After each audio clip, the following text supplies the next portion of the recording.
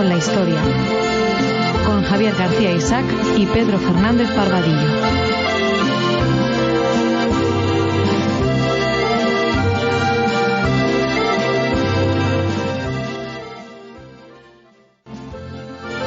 También lo dice Mao, lo primero que el hombre ha de discernir cuando conduce es establecer claramente cuáles son sus amigos y cuáles sus enemigos. Y dedicarse después, esto ya no lo dice Mao, lo digo yo, al amigo todo, al enemigo ni justicia. Porque en esto no se puede tener dualidades. Bueno, pues Pedro Fernández Barbadillo, ni más ni menos que a quien estamos escuchando es... a Juan Domingo Perón. A Juan Domingo Perón. El fundador del movimiento justicialista, el presidente de Argentina 3 veces, me parece, ganó 3 elecciones y el marido de Evita Perón. Yo, cuando íbamos a preparar este programa, te dije que he sentido cierta debilidad por la figura de Perón. Y es verdad, no tanto por algunos desvaríos en lo que ha acabado siendo el peronismo, pero sí me he sentido muy atraído, sobre todo en esos primeros 10 años de peronismo. Para hablar sobre Juan Domingo Perón, tenemos a Eduardo Ford, analista político, licenciado en políticas por la Universidad Complutense de Madrid, doctorado en estudios norteamericanos en el Instituto Franklin de la Universidad de Alcalá de Henares. Bueno, Eduardo, ¿cómo estás? Bien, buenas tardes. Buenas tardes y muchas gracias por la invitación. Bueno, porteño de Buenos Aires, 1980. Estuve hace un par de años en Buenos Aires. La verdad es que con sentimientos encontrados, ¿no? Estuve en la Casa Rosada, por fuera, estuve con veteranos de las Malvinas, estuve en el cementerio en La Coleta, ¿no? Exacto. Y bueno, la verdad es que el peronismo es un movimiento del justicialismo, un movimiento como muy personal, que ha unado distintas sensibilidades que entre sí se llevan rematadamente mal.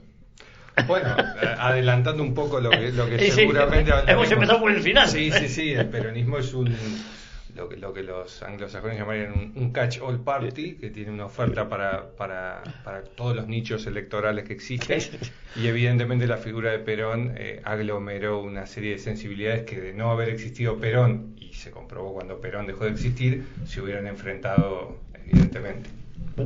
Pedro. Bueno, Perón es una de las grandes personalidades del siglo XX en Hispanoamérica. Yo creo que es de los personajes que además, sobre todo, más influencia ha tenido después de muerto, porque su partido movimiento sigue operativo, al menos se reclaman sucesores de Perón. Ahora también empiezan a reclamarse sucesores de Evita, más que de su marido.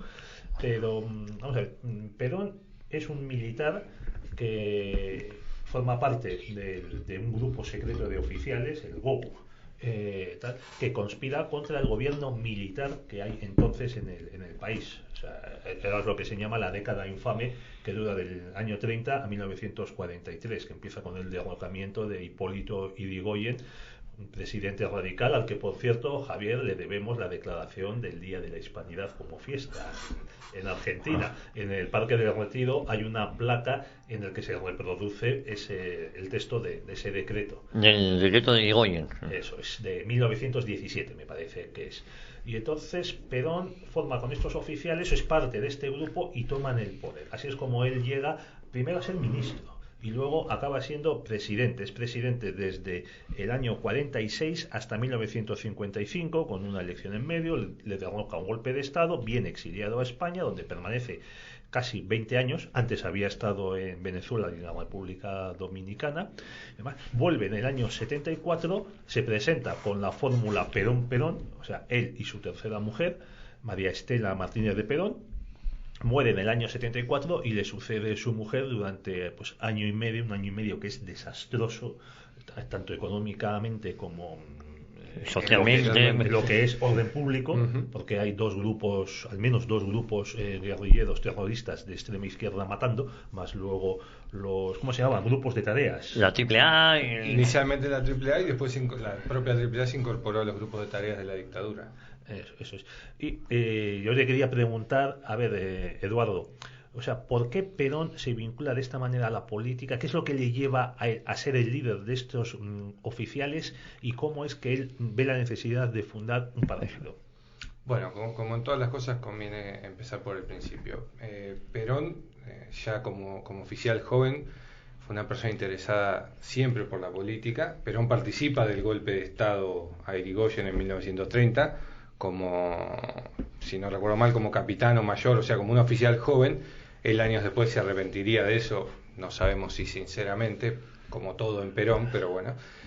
Y como bien dijiste, al quedar afianzada la década infame, esto es una serie, digo para los oyentes que no estén empapados de historia argentina, una serie de gobiernos nacidos del fraude electoral, más que nada manejados entre conservadores y la gran oligarquía argentina, decía, Perón se une a un grupo de oficiales, el GOU, que nunca se supo si es Grupo de Oficiales Unidos o Grupo de Obra y Unificación, pero eso es irrelevante a los hechos. En 1943 se produce el golpe de Estado que derroca al presidente Castillo y Perón comienza a adquirir cada vez más relevancia entre este grupo de oficiales. Y lo que decías es fundamental. Él, cuando se produce, para decirlo de alguna manera bastante informal, la repartija de cargos, él pide una pequeña oficina que había en el gobierno de ese entonces, que era el Departamento de Trabajo y Previsión, que luego sería más adelante el Ministerio de Trabajo. A través del Departamento de Trabajo, Perón, que a la sazón era vicepresidente, empieza a tener relaciones con los sindicatos, que originalmente eran comunistas y anarquistas, y los va cooptando para su proyecto político que él ya tenía en mente, preocupándose de aclarar siempre que su proyecto político no era de izquierda ni mucho menos, y en un discurso muy famoso en la Bolsa de Comercio en 1944, a los grandes empresarios él se les propone como el freno para el comunismo que Argentina necesitaba. Y así empieza la carrera política de Perón. Oye, en esta época en que, bueno, el 44 ya un poco tarde, pero en sus comienzos hay que reconocer que en Europa estaba de moda el fascismo, era una teoría política que estaba muy en boga. Siempre se dice que tanto en Brasil como en Argentina fue en los dos países donde las teorías fascistas o los movimientos de corte fascista habían triunfado. Perón tenía algo en sus inicios con estas teorías que nos venían de Italia y que suponía en muchos países, después de la Primera Guerra Mundial y del fracaso de las democracias liberales, era pues una alternativa, ¿no? Como otra cualquiera. Perón había mamado esto o en la estética o tenía algo de esa tercera vía, ¿no? Que se decía, yo recuerdo también, se decía también, ni yanquis ni marxistas somos peronistas, ¿no? Entonces, ¿tenía algo de este tipo de corte o en sus inicios? Bueno, ahí conviene tener en cuenta dos factores. Primero, Perón estudia en la escuela de guerra, en la escuela oficial del ejército argentino, en el momento de furor de los profesores prusianos, o sea, instructores militares prusianos que habían viajado a Argentina, contratados por el gobierno argentino para modernizar el ejército. Eso por un lado. Y en segundo lugar, Perón realizó un viaje de estudios como oficial por Europa y fue agregado militar en Italia. Conoció a Mussolini en el libro donde Esteban Pejković lo entrevista. Perón, siempre muy dado a fabular, afirma haberse reunido y conversado con Mussolini. No hay evidencias de eso más que de alguna charla casual. Y Perón llega a decir en declaraciones públicas: yo voy a hacer lo mismo que hizo Mussolini, pero sin sus errores. Así que el coqueteo con el fascismo está presente. Pasa que, claro, como sucede siempre en Argentina, se llega tarde a las cosas. Perón llega al poder cuando el fascismo ya es un recuerdo en Europa. Bueno, has mencionado los sindicatos comunistas y anarquistas con los que tiene relación Perón desde este ministerio que luego se crea. Además, creo que también hay que mencionar, para que nos entiendan nuestros oyentes, que la vida política argentina tenía mucho en común con la europea, a diferencia de la mexicana, que el PRI nadie sabe también lo que es. Le pasa un poco como al peronismo, es muy difícil de definir, porque en Colombia y en Venezuela, por ejemplo, había partidos democristiano y partido socialista después de la Segunda Guerra Mundial, que eran totalmente similares a los que existían en Europa, hasta el punto de que el socialdemócrata Carlos Andrés Pérez, uno de los jefes de la Internacional Socialista, pues mantenía y financiaba el PSOE y a Felipe González. Pero volviendo a Argentina, en Argentina, hasta que llega Perón y se establece como poder, hay un partido socialista muy pequeño, pero lo hay, un partido comunista, y también hay un movimiento anarquista muy violento. Es decir, hacia los años 30, los dos únicos países del mundo donde existía anarquismo como movimiento de masas eran España y Argentina. Y es cierto que Perón acaba totalmente con la extrema izquierda, digamos, la absorbe. Exactamente, hubo un gran debate en el movimiento sindicalista y anarcosindicalista en la década del 40 con la aparición de la figura de Perón, porque, digamos, los sectores más combativos eran tendientes a rechazar cualquier tipo de conciliación o de aceptación de prebendas que Perón pudiera otorgarles, pero Perón en ese sentido fue muy hábil y atrajo para sí, digamos, a los sindicatos más, por usar una palabra, colaboracionistas, con lo cual Perón crea una base política fundamental para lo que vendría después. Los anarquistas, de hecho, con el surgimiento del peronismo, desaparecen como factor de poder político en la Argentina, país en el que estaban desde finales del siglo XIX. Esto es muy, muy interesante, porque además la vida política argentina, debido a la existencia de estos movimientos de izquierdas, era bastante más violenta de lo que se cree. O sea, había atentados, había pistolerismo, había ese tipo de violencia, ¿no? Bueno, los anarquistas en Argentina tenían lo que ellos mismos denominaban una ética revolucionaria. Quiero decir, estamos hablando de personas que asesinan al jefe de policía porque el jefe de policía había encabezado una represión, una manifestación, exactamente, una represiones huelga. obreras, represiones a huelguistas, o sea, era gente de la acción directa, por usar un término.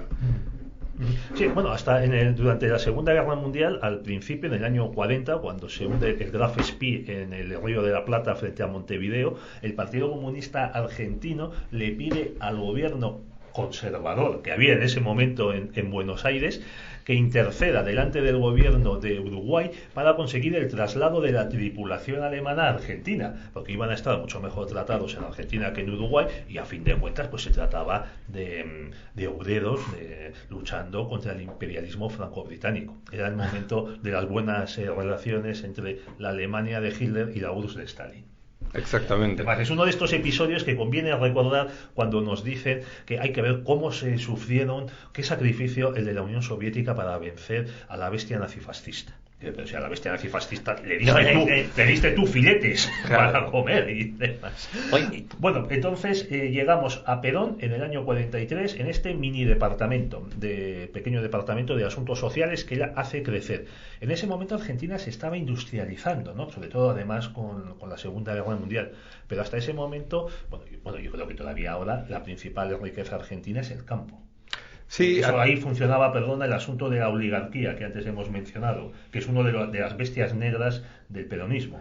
Había habido una leve industrialización con Irigoyen del año 16, pasando por Alvear en el 22 hasta el 30 cuando es derrocado Irigoyen, pero el gobierno luego el breve interregno de la dictadura de Uriburu, de José Félix Uriburu del 30 al 32, el gobierno del general Justo, que aunque general fue elegido en elecciones, iba a decir libres, pero bueno, en elecciones controladas, supervisadas, sí. El gobierno del general Justo toma algunas de las medidas de Irigoyen, y empalmando con lo que vos decís, se empieza a producir este fenómeno conocido como sustitución de importaciones. Argentina apuesta por una tímida industria nacional, y Perón, en su gobierno de la década del 40 y 50, intentará intensificar eso y llevarlo mucho más allá.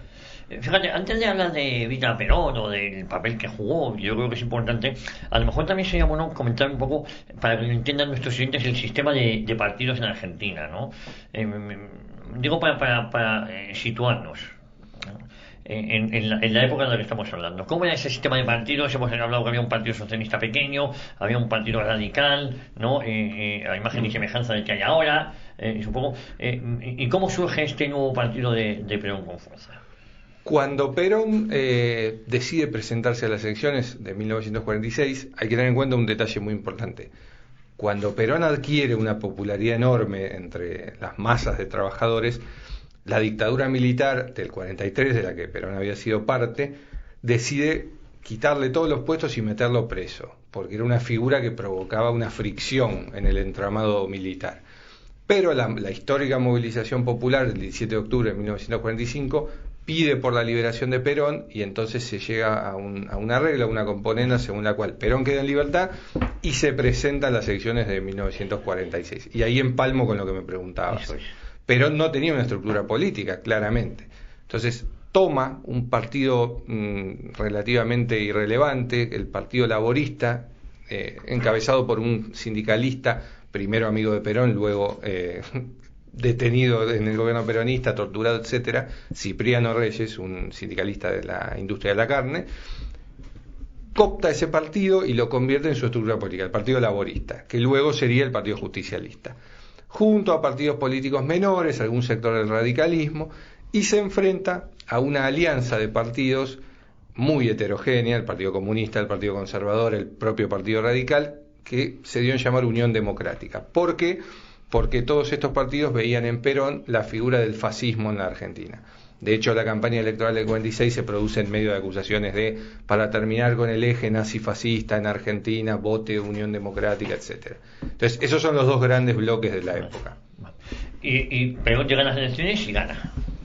Perón llega a las elecciones y gana, no por un margen muy amplio, estamos hablando de un país polarizado en ese sentido, pero bueno, al ser un país presidencialista, al ganar tiene la suma del poder público. Bueno, una curiosidad, y es que entonces al presidente en Argentina, hasta el año 83 me parece, con una excepción en los años 70, se le escogía como en Estados Unidos, mediante colegio electoral, es decir, cada provincia, porque allí lo que en Estados Unidos son estados, en Argentina son provincias, tenía una serie de electores, grandes electores, y que se asignaban en función de los votos populares que había en cada estado, cada provincia, a cada candidato.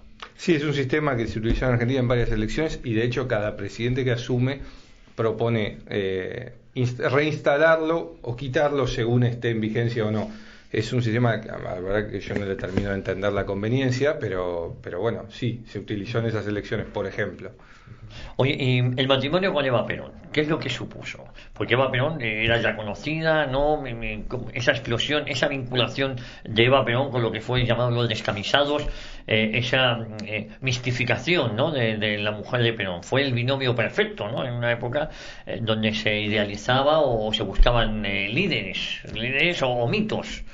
Sí, Eva Perón era una actriz, sobre todo en sus inicios, una actriz radiofónica, muy conocida, con una fama relativa. Cuando en 1944 se produce un terremoto en San Juan, en una provincia del oeste, en la frontera con Chile, de Argentina, Perón, al estar encargado de los asuntos sociales, convoca a los artistas para hacer diversas campañas de tipo de recolección de fondos y demás. Conoce a Eva, se enamoran y ahí empieza la historia. Eva siempre fue una... Estamos hablando de una persona que murió con 33 años, porque a veces se analiza a Eva con una dureza impropia para alguien. Para la edad que tenía. Exactamente. Y ella siempre se había sentido inclinada hacia las cuestiones sociales, con lo cual la figura de Perón le resultó atractiva. Y se convirtió en una figura fundamental. De hecho, la movilización del 17 de octubre, que saca a Perón de la cárcel y logra que pueda presentarse a las elecciones, estuvo manejada por Eva. Es decir, ya estaban juntos incluso antes de que Perón fuera nombrado presidente. Claro, sí, 2 años antes. Por eso digo, para situar la influencia de la figura de Eva, de Evita Perón, en la política del propio Perón, ¿no? Sí, y era una figura fundamental porque antes y después antes de la presidencia y durante, Eva era como la caja de resonancia que decía lo que Perón no podía decir. O sea, Eva no tenía ningún tipo de filtro, sus discursos eran incendiarios, y bueno, se llega al punto en el que la CGT, la Confederación General del Trabajo, el grupo de sindicatos más grande de la Argentina y de corte peronista, la propone como candidata a vicepresidente para las elecciones de 1951. no se pudo llegar a eso, adelantándonos un poquito en el tiempo por el cáncer que terminó con su vida. Bueno, pero la verdad es que Evita Perón, por lo que cuente, el testimonio muy interesante de José María de Adeiza, cuando era embajador de España en Buenos Aires, que dice que, claro, que ella era el verdadero poder, que controlaba incluso ministros, que quitaba y ponía. Adeiza se queja de que los ministros de Hacienda o de Comercio con los que él negocia uno de los acuerdos que hay entre la España franquista y la Argentina peronista, pues son destituidos por Perón debido a presiones de su mujer. También dice que costaba muchísimo verla, que te daba audiencia para 1 hora y te recibía pues 4, 5, 6 horas más tarde, porque su despacho era una especie, con perdón, de corte de los milagros, en lo que entraba todo tipo de gente, delegaciones venidas pues de la Patagonia, del norte del país, junto a la frontera con Bolivia y demás, y entrevistas que le hacían para programas de radio. Y cuenta una anécdota curiosísima de cómo era el control que ejercía esta mujer sobre, vamos a decir, sus enemigos. Ella es la que inventa el concepto de vendepatrias. O sea, que es que excluye a parte de la sociedad argentina de la patria. Bueno, pues que en una audiencia que tuvo Adeiza, de pronto va y le dice, pues se cruzaron palabras y tal, Evita tenía prontos, y demás, y le dice, bueno, y su mujer, hay que ver lo que gasta su mujer en trajes.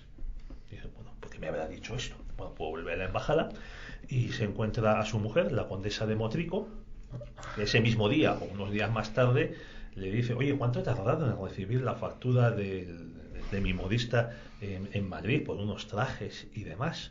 Y dice, claro, al final acaban sabiendo que el correo que recibía la esposa del embajador de España lo ha interceptado y abierto, y le pasaban, fíjate, la factura de la modista de la mujer del embajador de España se la pasaban a Evita Perón.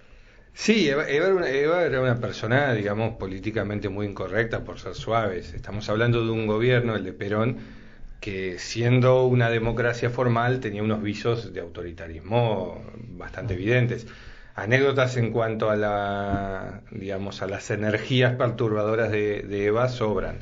Sin ir más lejos, cuando la sociedad de beneficencia, que era una entidad organizada por las damas de la alta sociedad, se presenta a Evita para decirle que lamentablemente ella no podía ser la presidenta porque no era una persona de familia, digamos, de alcurnia. Eva les propone que si ella no podía ser la presidenta, que fuera su madre, su propia madre. Al no aceptar esto tampoco, las señoras pasan una noche en prisión. Quiero decir, estamos hablando de una persona que no tenía ningún tipo de escrúpulo en dejar en claro lo que pretendía. Bueno, ella venía de unos orígenes muy humildes, incluso se dice que era hija ilegítima. Era hija ilegítima en una época, haciendo un poco de psicoanálisis de entrecasa, algo que nos gusta mucho a los argentinos, en una época en la que ser hijo ilegítimo era una cosa infinitamente más dura que lo que implica ser ahora, donde directamente el concepto no existe. De hecho, recomiendo a los oyentes que vean la excelente ópera rock Evita, que con sus licencias históricas la parte de la infancia la muestra muy bien. A ella le prohibieron entrar al entierro de su verdadero, al entierro de su padre. De su padre natural. Y además, pues una cosa, la verdad, dolorosa, y que probablemente estuvo en el fondo de ese resentimiento que ella muestra contra las clases altas, contra los patrias. Bueno, entonces muere Evita, pero Perón sigue en el poder. Él cambia la Constitución, porque antes el presidente de Argentina tenía un mandato de 6 años, no podía ser reelegido inmediatamente, tenía que dejar los 6 años, y después sí, es lo que hay ahora en Argentina, pero que en vez de mandatos de 6 años son de 4. O sea, lo que ha hecho doña Cristina Fernández de Kirchner, un mandato, no se puede presentar, llega Macri, pierde Macri las elecciones, y ahora está la fórmula Fernández. Bueno, pues Perón en la nueva Constitución elimina este límite, con lo que puede ser electo indefinidamente en mandatos de 6 años. Y en el año 55 se produce un golpe de Estado muy sangriento, porque se bombardea, la Armada bombardea la plaza de Mayo, donde se habían reunido los sindicatos, y Perón es derrocado. Lo que se llama la Revolución Libertadora, en la que participa todo el mundo. Participan católicos, militantes, participan socialistas, participan masones, participan radicales. Ahí el que no está es peronista. Sí, me gustaría hacer una postilla sobre un tema que tocaste muy de pasada. La Constitución del 49, que es una de las grandes constituciones sociales de Occidente del siglo XX, tiene un nacimiento un poco polémico, porque en la Convención, al intentar aplicarse algunos artículos que la oposición no quiso, la Unión Cívica Radical se retira casi totalmente y es una constitución que termina siendo redactada básicamente por el peronismo en soledad. Pese a eso, pese a esa, digamos, autonomía intensa para redactar la constitución, es una constitución muy interesante que agrega garantías sociales para los trabajadores, agrega el mandato de la reelección para el presidente, la reelección sin límites, y es una constitución dentro de todo muy interesante. El golpe del 55 se produce ya en una exacerbación de este clima de polarización en la Argentina, y como bien decís, entre los que apoyaban el golpe estaban fundamentalmente la Iglesia, que al principio había apoyado a Perón, hasta que Perón se enfrenta con la propia Iglesia. Decía Churchill que Perón era el único general que había quemado su bandera y quemado sus iglesias, porque el peronismo, hoy en día ya muy pocos historiadores discuten esto, mandó a quemar las iglesias en una noche funesta de Buenos Aires, y decía la clase media, las clases instruidas, obviamente los sectores conservadores, con lo cual estábamos ante, sin ánimo de utilizar el término lucha de clases, pero ante una situación social extrema. ¿Cuándo muere Evita Perón exactamente? Digo, para ver también en la pérdida de apoyo que puede sufrir el propio Perón, ¿no? Una vez que Perita desaparece del escenario político, ¿no? Eva muere el 26 de julio del 52, si no me equivoco, a las 20:25, y este dato es importante porque para entender el clima que se vivía en la Argentina, desde su muerte hasta el derrocamiento de Perón, ese día era recordado con total luto por la Argentina, con campanadas en las iglesias, con actos en las escuelas. ¿Y el golpe militar se produce por el sentido autoritario que consideraban que Perón estaba dirigiendo el país? ¿O cuál es el motivo que...? Hay una multiplicidad de factores. La economía estaba en franco descenso, la calidad de vida estaba por los suelos, y digamos que todo este culto de la imagen y este autoritarismo que había sido efectivo en su momento en épocas de vacas gordas ya empezaba a cansar a todo un gran sector de la población. Además, es importante recordar que con la derrota de Alemania y de Italia, Argentina había tenido una actitud un poco timorata. Argentina solo le declara la guerra al eje cuando ya Japón está casi rendido. Entonces, había un gran signo de pregunta frente al peronismo de parte del concierto de los países.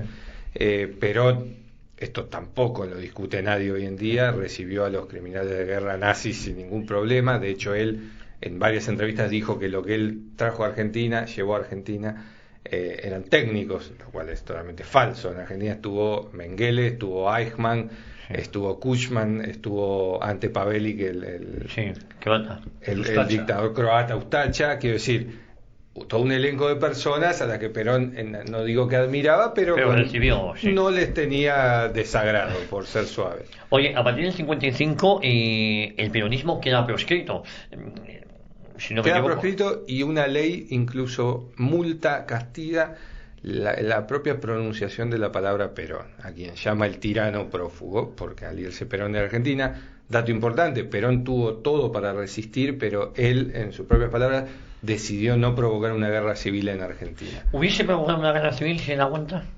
Es probable, porque en los 2, 3, 4 años posteriores al derrocamiento de Perón se producen conatos de resistencia, es el nacimiento de la resistencia peronista, y se producen pequeños alzamientos militares, con lo cual, para decirlo de alguna manera muy directa, Perón tenía con qué. De hecho, la Fuerza Aérea, como a lo largo de la historia, nacida en esa época, estaba un poco a la expectativa. La Marina estaba en contra de Perón y gran parte del ejército estaba a favor de Perón, con lo cual estamos hablando de un enfrentamiento militar de dimensiones. Sí. Bueno, a partir de este momento, Perón se marcha del país. Primero está en Paraguay, luego va a otros países, Panamá, Nicaragua, Venezuela, República Dominicana. Además, va siguiendo los regímenes militares. Sí. Pero cuando cae Marcos Pérez Jiménez en Venezuela, pasa a la República Dominicana. Y cuando cae Leónidas Trujillo, lo matan. Entonces es cuando viene a España. Rómulo Betancourt detestaba a Perón y él dice que era un apóstol, porque era un apóstol de la religión de la espada. Entonces Rómulo Betancourt también hay que explicar que llega a la presidencia de Venezuela como socialdemócrata, claro, después de haber haber participado en el derrocamiento del régimen militar de la dictadura de Pérez Jiménez. Y además yo le admiro en cierto modo porque, a diferencia de muchos presidentes iberoamericanos, él tuvo la posibilidad de hacerse reelegir y no quiso establecer una sucesión ordenada de personas y también de partidos. Bueno, pero por un lado se marcha, y por otro lado te quería preguntar... Perdón, ahí hay un dato interesante. Dime. Cuando uno escucha a mucha gente de izquierda alabar a Perón, que esto es muy común en Argentina, habría que recordar que Perón era amigo de Alfredo Stroessner, el dictador de Paraguay, era amigo de Rafael Somoza, Leónidas ¿no? Trujillo, de Somoza, y él tuvo la posibilidad, esto no suele comentarse, de asilarse en la Cuba de Castro, y no quiso. John William Cook, uno de sus principales asesores, hijo de irlandeses, un tipo notablemente de izquierda, que fue importante en el primer peronismo, en conversaciones con Fidel Castro consiguió un asilo para Perón, y Perón no quiso porque no quería verse reflejado en la izquierda hispanoamericana.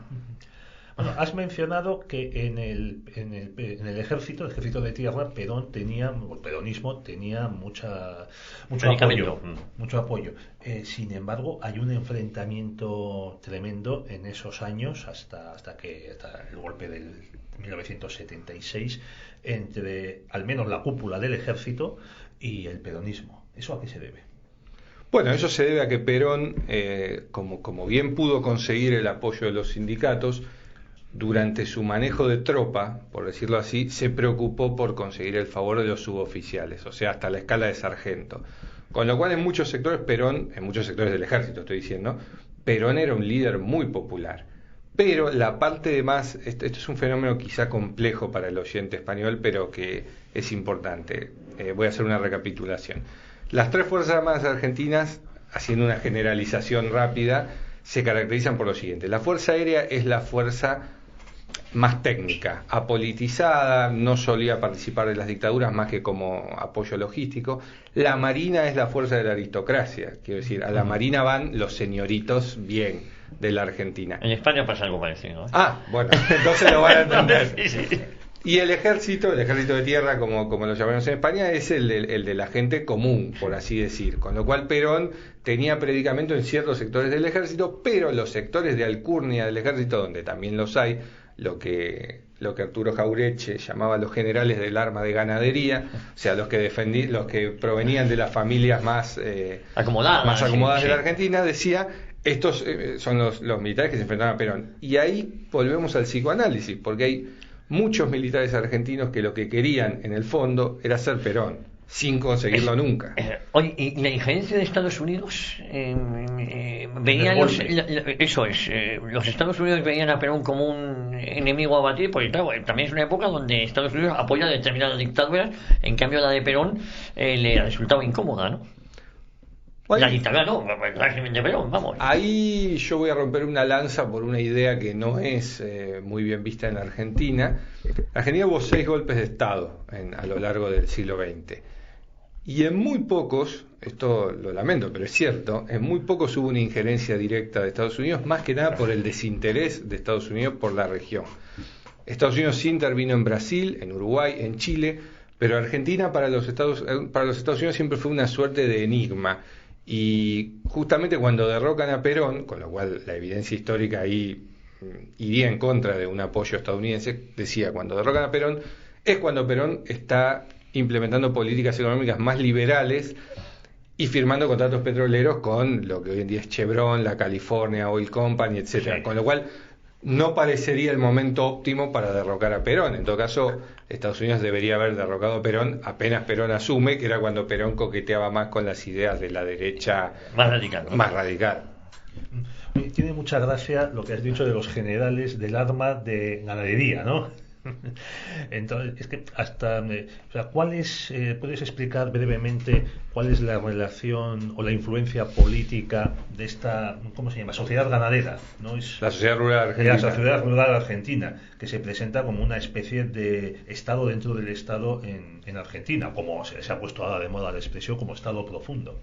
Bueno, la sociedad rural argentina, que es, por así decir, el organismo que nuclea a los grandes productores agropecuarios de la Argentina, tiene un lema que es, lo estoy diciendo de memoria, pero va más o menos por ahí: cultivar el suelo es servir a la patria. Con lo cual, ellos, al igual que el ejército, se ven a sí mismos como los auténticos padres de la Argentina. De hecho, hay una expresión muy común que por suerte hoy en día ya no se utiliza, que es que el ejército argentino nació antes que la Argentina, porque ya en 1810, 1811 la invasión ya había un ejército, con lo cual, si uno se ve como previo al país, ¿quién puede venir a decirle nada?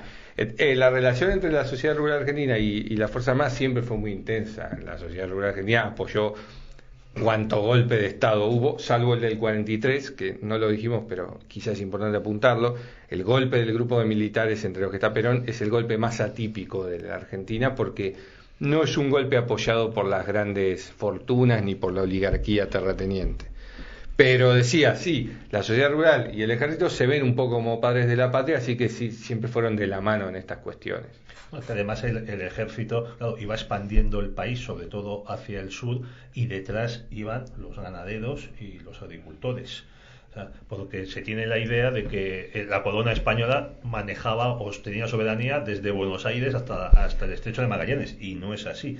El sur del país, la Patagonia, pues estaba prácticamente deshabitado, como aquí hemos contado en algunos otros programas, Javier, y estaba habitado por indígenas que vivían muy mal, pero tremendamente mal, porque es una zona desolada, y era necesario enviar primero al ejército para limpiarlo, como la expedición esta famosa del desierto de... ¿Quién era? De Juan Bautista Roca. De Julio Argentino Roca, sí. Perdón, de Julio Argentino, que luego fue presidente del país. Bueno, vayamos un poco deprisa. Nos quedan 25 minutos para que nos organicemos. Pues por un lado, Perón acaba en España. Se establece en su casa de Puerta de Hierro y ahí empieza a recibir a todos los peronistas que vienen a verle. Y a todos les dice lo mismo, les dice que sí, que adelante, tal. Y ahí, en los años 60... A su vez, Argentina entra en un proceso de inestabilidad que se da pues, en toda Iberoamérica. Empiezan a surgir no solo golpes de Estado muy curiosos, que no es de un general que quiera ser presidente en lugar del presidente, como decíamos tú, sino golpes corporativos de las Fuerzas Armadas para instaurar un nuevo país, lo que en Argentina se llamó el proceso de reconstrucción nacional, en el año 76, que era el mismo proyecto con el que se da el golpe en Chile en el 73. Y en esta situación también de inflación, de depresión económica, de que colapsa este proyecto de sustitución de importaciones, de industrialización forzada, surgen los montoneros.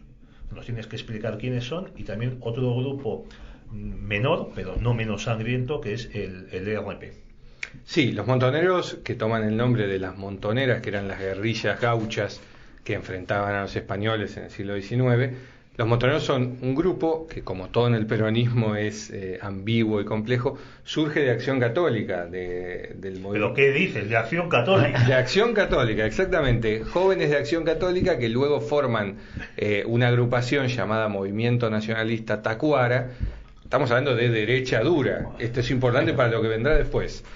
Luego de pertenecer a Acción Católica, de ser profesores en escuelas religiosas y demás, de ir a la adoración nocturna. Exactamente, se comienzan a inclinarse hacia posiciones más de tipo revolucionaria y ven en el peronismo el vehículo ideal para la llegada a lo que ellos llamaban el socialismo nacional, etcétera, etcétera. De hecho, los primeros comunicados de Montoneros salta a la fama con el asesinato del general Aramburu, que había sido uno de los jefes de Estado de la dictadura que derrocó a Perón. Decía, el comunicado con el que anuncian el asesinato de Aramburu termina diciendo viva la patria, viva Dios, etcétera, etcétera. Que Dios guarde a su alma, en referencia a Aramburu, a quien acaban de matar. Esto, 20 años después, en el apogeo de Montoneros durante la dictadura militar, previo a la dictadura militar, años 73, 74, 75, sería impensable ahora hablar de que Dios guarde al alma de nadie, porque ya estaban Pero en este momento, estos montoneros se podrían calificar, para que nos entiendan nuestros oyentes, como de extrema derecha, ¿no? O cercanos. Ellos nacen en un ámbito, por eso digo que es ambiguo, nacen en un ámbito de extrema derecha, pero su progresión hacia la izquierda es casi inmediata. Sí. ¿Y cómo ve Perón desde Madrid estos montoneros? Perón en el sentido siempre fue una persona muy utilitaria y lo decía sin ningún tapujo. Él decía, para nosotros volver al poder hay que utilizar todos los medios disponibles. Su gran frase es, un edificio se construye con ladrillo pero también con bosta. Porque Perón, sus 19 años, creo que son 19 años en el exilio, nunca abandona la idea de volver a Argentina a tomar el poder. Nunca la abandona, salvo en la última época, cuando su primer regreso, en el año 72, ya sus condiciones de salud no eran buenas. Su médico, el catalán, el doctor Puigvert, le había comentado, mire, si usted puede vivir, vamos a hacer números así, usted puede vivir 6 años más, 10 años más. Ahora, si se va a Argentina, vive 1 año más. ¿Y acertó? Y acertó. Como él se veía como el gran vínculo entre todas las tensiones internas del peronismo, él no podía evitar estar conduciendo, pero él sabía que le estaba diciendo que sí a muchas personas distintas a las que tendría que haberle dicho que no. Además, su final estaba próximo. Y entonces, quiero decir que en ese tiempo que él está fuera siempre hay un sentimiento, hay una base social peronista, ¿no? Siempre hay una base social peronista, y me atrevo a decir, así en una hipótesis historiográfica, que ahí es cuando nace el folclore peronista que a día de hoy continúa haciendo ganar elecciones. ¿En quién? En gente que no conoció a Perón. Claro. Gente que vivió del recuerdo de sus padres, de una Argentina feliz, una suerte de Arcadia alegre. Claro, es que yo quiero poner, claro, Perón, siendo purista, se está 9 años en el poder. Es decir, la influencia de Perón a lo largo de todo el siglo XX se circunscribe a 9 exclusivos años, ¿no? Es decir, 9 años que marcan la ilusión de 9 años que posiblemente fueron maravillosos por el empuje económico, por esa cierta estabilidad. Es verdad que ganó elecciones, pero ahí se acabó todo, ¿no? Esa influencia de esos 9 años que está Perón, hasta el 55, siguen perdurando en el siglo XXI. No sé, pero en verdad no es un Franco que estuvo 40 años, claro. ¿no? Es una persona que ha estado 9 años. ¿Hasta qué punto el personaje le come a la persona? Pues yo creo que llega un momento que Perón se cree su propio personaje, ¿no? Bueno, el paralelo con Franco me parece interesante, sí. Porque en un proceso que dura 40 años, la decadencia no diría que es lógica, es inevitable. Claro, es inevitable por la edad, pues. Pero esto yo lo entronco también con Eva. Al morir alguien con 33 años, es imposible que su figura se desgaste. Bueno, pasa con José Antonio Primo de Rivera en España, por ejemplo. Pasa hasta con James Dean, quiero decir, de gente que murió joven y exitosa, entonces, claro. Perón gobernó la Argentina del 46 al 55 y muy breve, y la verdad que de una manera totalmente irrelevante, en el año 73. Con lo cual, el recuerdo de esos 9 años de prosperidad, donde Argentina tenía una marina mercante enorme, entre las más grandes del mundo, su primera línea aérea, el aeropuerto más grande del mundo. ¿Sí? También, y un dato que conviene no soslayar, fue la época en la que las grandes masas obreras empezaron, tomando una idea de Mussolini claramente, a tener vacaciones, a viajar a las ciudades balnearias, a las ciudades de la costa, esto del dopo laboro, la práctica de deportes. A ver, en mi propia familia, y yo provengo de una familia de clase media, media-baja de la ciudad de Buenos Aires, no provengo ni de una familia académica, ni mucho menos, en mi propia familia está el recuerdo de mi primera pelota de fútbol la tuve gracias a la Fundación Eva Perón.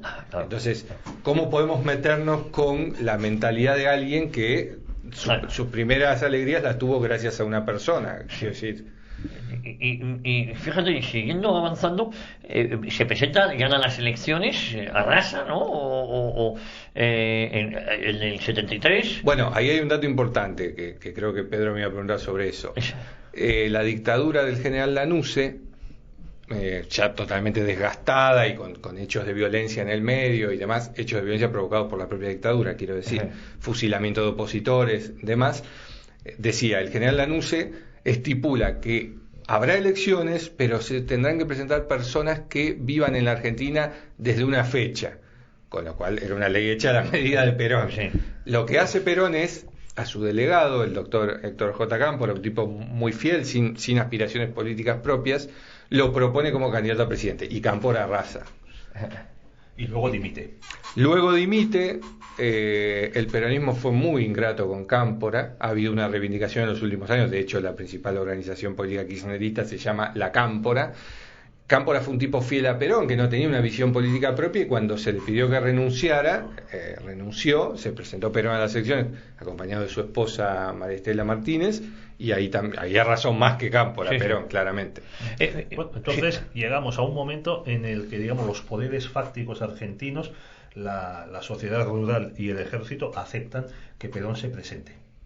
Lo aceptan como lo aceptó gran parte de la población no peronista, porque Perón era visto como el único factor de unidad nacional que podía haber en una Argentina con un conflicto interno muy importante, con fuerzas en tensión, y Perón, claro, un Perón viejo, él mismo se autodenominaba un león herbívoro, no era una persona que estuviera para grandes despliegues de violencia y demás, era un Perón que venía a contemporizar. De hecho, una de sus grandes frases, para un peronista no hay nada mejor que otro peronista, la cambia por, para un argentino no hay nada mejor que otro argentino. Se abraza con Ricardo Balbín, el líder de la UCR al que él había perseguido y encarcelado en la década del 50, y todo apuntaba a un gobierno que incluso desde el punto de vista económico le empieza a ir bastante bien. Bueno, pero se produce ahí mismo, nada más llegar Perón, la matanza de Ezeiza. Es decir, llega Perón, va una multitud de argentinos peronistas a recibirle, y ahí hay un tiroteo y hay muertes, asesinatos entre ellos mismos. Sí, mal empezaban las la cosas. masacre de Ezeiza no fue más que, y está bien dicho masacre, porque no fue un enfrentamiento, fue una masacre. No fue más que poner los naipes sobre la mesa en el peronismo. Y ahí Perón actuó, yo creo, de una manera muy responsable. Para explicarlo rápido a los oyentes, fue la masacre de Ezeiza, una de las mayores movilizaciones de la historia mundial, la gente yendo al aeropuerto de Ezeiza para recibir a Perón. Pero ¿qué pasa? La derecha extrema peronista, sumados a matones sindicales y demás, organiza un dispositivo de seguridad que se lo quitan a la Policía Federal, o sea, la seguridad la organizan los sindicatos para recibir a la izquierda peronista y dejarle en claro quién contaba con el favor de General Perón. Y se produce una masacre, de hecho... ¿Entre peronistas? Entre peronistas, pero de hecho muy ingenuamente sindicalistas de izquierda, de una tendencia más progresista, al ser consultados por este hecho dicen: nosotros fuimos con armas cortas como para una fiesta, ellos fueron con ametralladoras. Claro, la derecha peronista sabía lo que iba, en sus propias palabras, a limpiar el movimiento de zurdos y troscos, que era el término que ellos usaban. ¿Cuántos muertos pudo haber? A ver, no hubo una cantidad de muertos importante, por favor, No, sí. que estamos hablando de menos de 100 muertos, pero la cantidad a día de hoy, pese a algunas investigaciones bastante serias de distintos historiadores, no está establecida. Sí sirvió, quiero decir, el vuelo de Perón hubo que desviarlo, y en el discurso del día siguiente se esperaba que Perón apostara por la concordia, y no lo hizo. Directamente habló de los infiltrados en el movimiento, lo que provocó que mucha gente se sintiera traicionada. Quiero decir, el sector más de izquierda del peronismo dijo: yo luché 20 años para que vuelva este hombre y ahora me da vuelta la cara. Situación que eclosionaría totalmente el 1 de mayo del 74, cuando Perón culpa en la Plaza de Mayo, una fecha muy cara para la tradición peronista, de infiltración en el movimiento a los sectores de izquierda. Y sucede algo histórico, que incluso las cámaras de TV reflejaron y luego fue censurado, que es que 3/4 parte de la Plaza de Mayo se retiran mientras Perón está hablando, algo que jamás le había pasado a Perón. En este momento, ¿cómo está la Argentina económicamente? ¿Muy convulsa?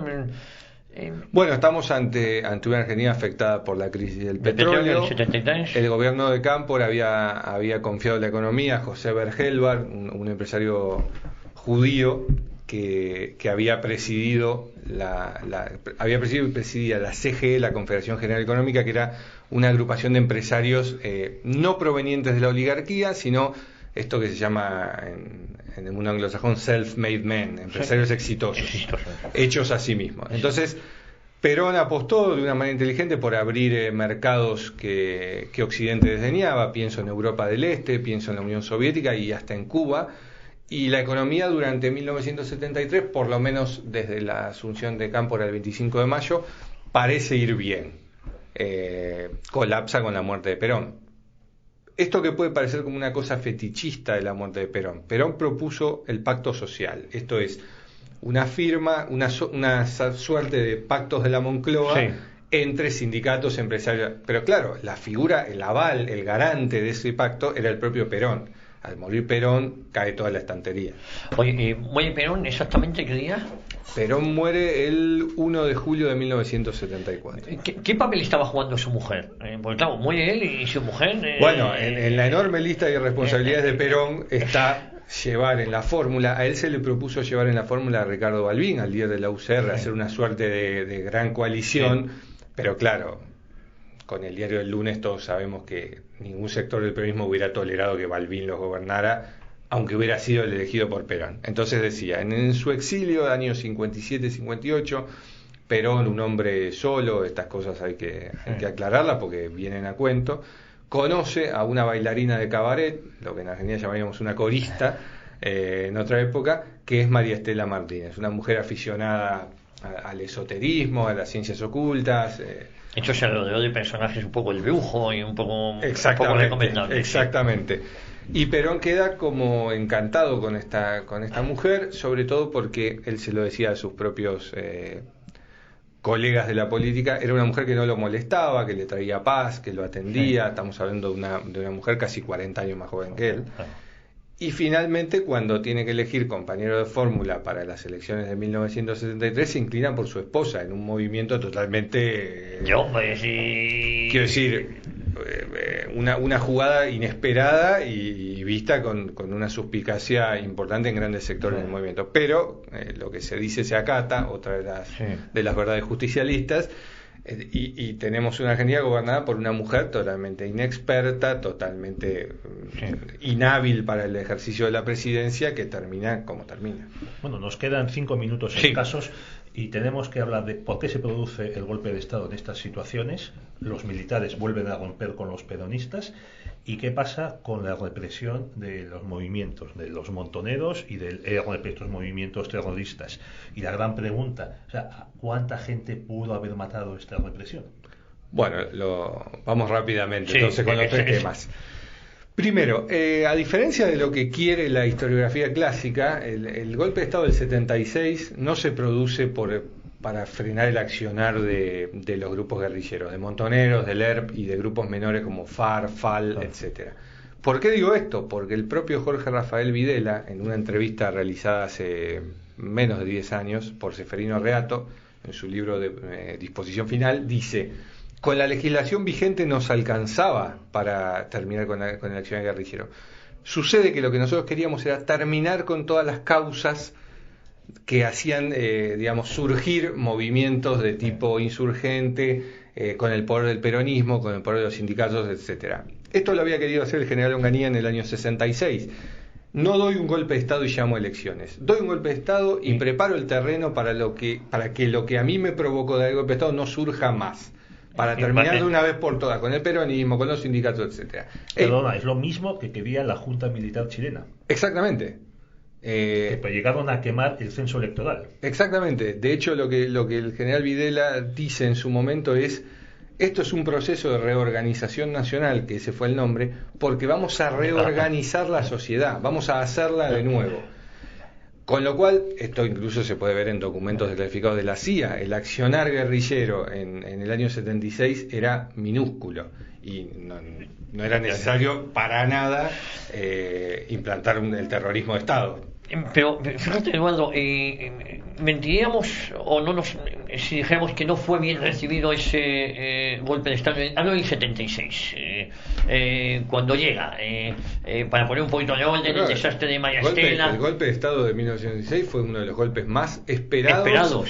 Y cuando digo esperados, no esperados pasivamente. Sí. Fue uno de los golpes más esperados de la historia argentina, porque estamos hablando de una ciudadanía criada en la concepción de que un golpe de Estado es un resorte más del sistema democrático que viene a limpiar la mesa para empezar nuevamente. Como dijo en su momento Borges, que después se convirtió en un gran opositor a la dictadura, digan lo que digan, Jorge Luis Borges dijo: pensamos que venían a terminar con el oprobio y el gangsterismo peronista, y nos encontramos, usando un término de Borges, con caníbales que terminaron con los caníbales comiéndoselos. Con lo cual, claro que era un golpe de Estado esperado, sin duda. Bueno, hasta el Partido Comunista Argentino, que era muy pequeñito y muy prosoviético, aprueba el golpe de Estado. El Partido Comunista Argentino, al convertirse la Unión Soviética en el principal cliente de la dictadura, se inventa una teoría, que es la de los halcones y las palomas. Había que apoyar a Videla, que era el general, entre comillas, bueno, porque si no iban a venir los generales malos como Suárez Mason o Menéndez. Un delirio total. De hecho, los propios comunistas que viajaban a congresos del partido en otros países, al escuchar a sus dirigentes decían, pero esta gente de qué está hablando.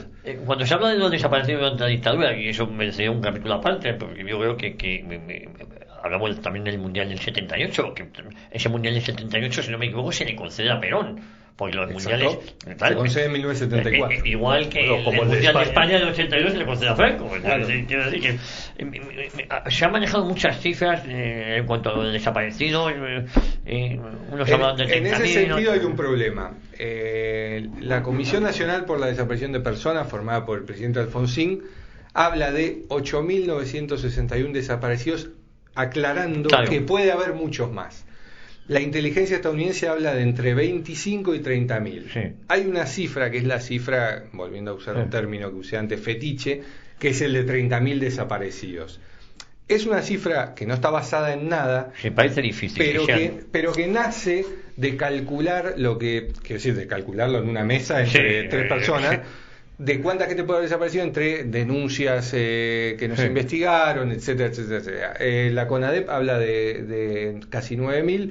Y el problema es que, como todo en Argentina, en el Monumento a la Memoria que hay en la avenida costanera de la Ciudad de Buenos Aires, hay un montón de nombres que están totalmente mezclados. Quiero decir, sí, hay desaparecidos, pero también hay muertos en enfrentamiento con la policía, gente ajusticiada al intentar tomar un cuartel en plena democracia. Sí, por eso digo que con terroristas. Con lo cual es un tema que yo creo que hasta dentro de varios años, si es que se zanja, no se va a zanjar. Quedan 2 minutos, Entre los desaparecidos no había solo terroristas, había incluso gente que pasaba por ahí, gente a la que le querían robar la casa y la mataban y le hacían pasar terroristas. Fundamentalmente no había terroristas. Quiero decir, la inmensa mayoría eran activistas sociales, gente que era amiga de alguien. Estar en una agenda de una persona te podía provocar que te fueran a buscar tu casa y te mataran.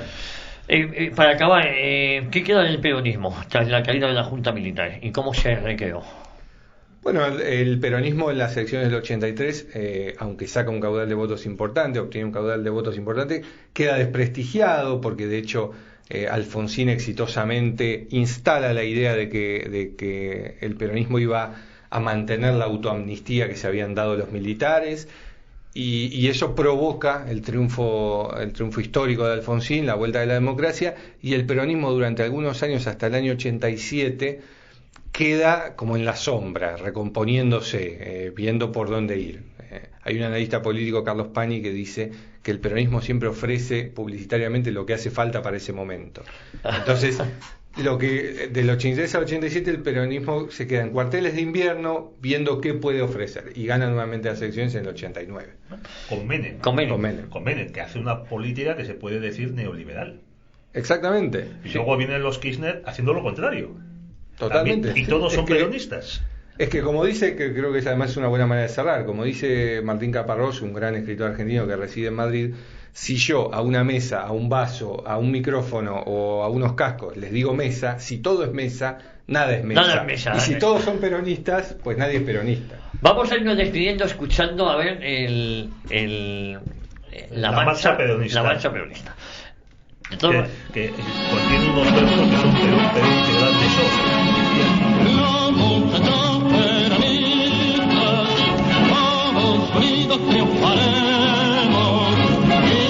Bueno, ya lo que queda del mensaje es 9 años de una persona una personalidad como Perón, que han influido durante todo el siglo XX, la segunda mitad del siglo XX y gran parte del siglo XXI, aunque mucha gente no sepa lo que es el peronismo y lo que vendrá. Lo que vendrá. Bueno, muchísimas gracias, Eduardo Foy. Hemos aprendido mucho hoy aquí en esta cita con la historia. Un placer. Hemos aprendido sobre algo que no se puede aprender, que es el peronismo, que queda indefinido. Bueno, que a mí es uno de los personajes que, sí, el confesador, que a mí me ha atraído él y Eva Perón. No, si lo peor de Perón es lo que viene detrás y cómo llega él, o sea, el viejo Perón.